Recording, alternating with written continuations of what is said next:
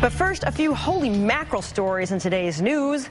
The Pied Piper of the birther movement, the dentist/lawyer/real estate broker Orly Tates, has an antagonistic relationship with just about everybody who doesn't buy into the Mr. Obama isn't really the president theory.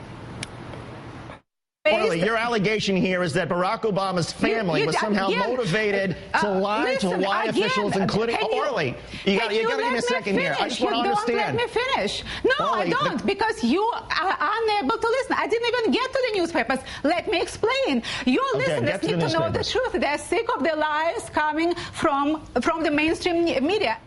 Okay. But Dr. Tate's conflict is not simply the story of one woman's own personal reality, birther fantasy against the mainstream media. There is also Orly Tates versus the California Bar Association, Orly Tates versus her own client, and Orly Tates versus Judge Clay Land. And in this round, it's Judge Land 1, Queen of the Birthers 0. For weeks now, U.S. District Court Judge Clay Land, a Bush appointee, has been warning Tates to stop filing erroneous, frivolous lawsuits questioning President Obama's place of birth. And now push has come to shove. Judge Land has slapped Orly Tates with a $20,000 fine. Quote, the clerk's office was burdened by Ms. Tate's inability to follow the court's rules. At the hearing, counsel failed to make coherent legal arguments, but instead wasted the court's time with press conference sound bites and speeches.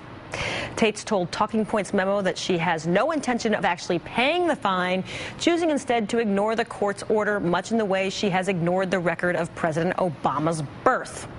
Next up, this weekend was a real mixed bag for gay rights advocates. On the one hand, there was the largest gay rights march in Washington in a decade, and there was the president speaking to a gay rights group promising to repeal the government's practice of firing openly gay people in the armed forces.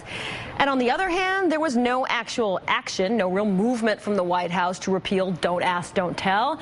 If only there were some momentum for repeal. Perhaps advocates would settle for some Joe-mentum instead.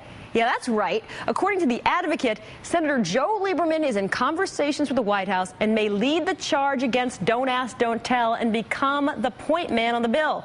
Perhaps because Lieberman carries a lot of weight. He was a vice presidential candidate, don't forget.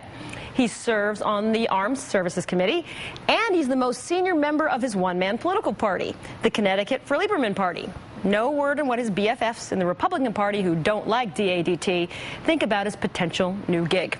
And finally, Jailbreak Toys is the maker of the President Obama action figures. They've sold more than 200,000 of them. So what does the company have in the works, hoping to surpass those formidable sales? Who is more popular than Barack Obama? Michele Obama, of course. That's right. Move over, Christy, Barbie's only black friend. The toy maker is making the dolls with 3 outfit choices based on real-life choices worn by the First Lady. They will be small, just about 6 inches, and cost less than $15. Now, this is not a figurine, but an action figure. Assuming the First Lady has not been given a kung fu grip, one might assume that the plastic version is capable of a fist bump, and I would assume a very powerful index finger.